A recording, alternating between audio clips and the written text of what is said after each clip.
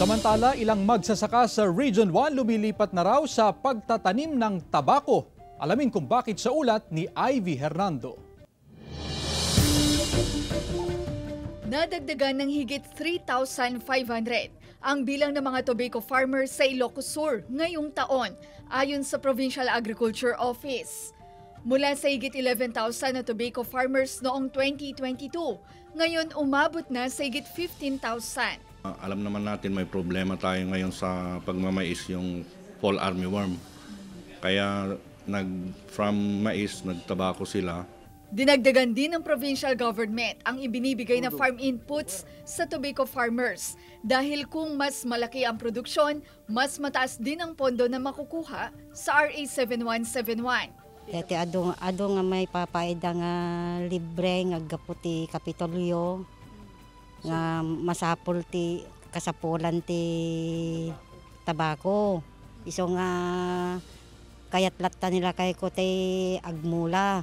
Maliban sa agriculture, nagagamit din ang RA 7171 fund sa sektor ng turismo, edukasyon at kalusugan. Dumarami man ang tobacco farmers, nababalanse naman daw ang pagtatanim ng crops dahil may mga lugar sa lalawigan na hindi akma sa tabako pero pabor sa mga mais at palay.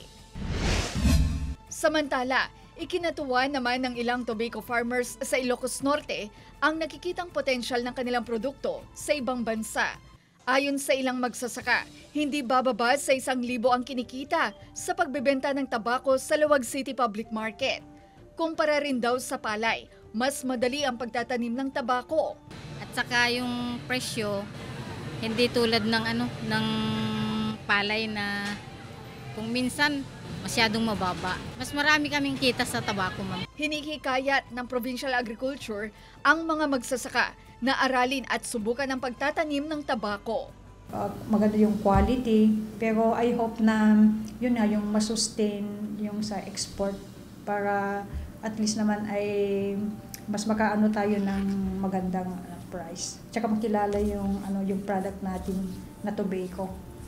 Ivy Hernando, 1 North Central Luzon.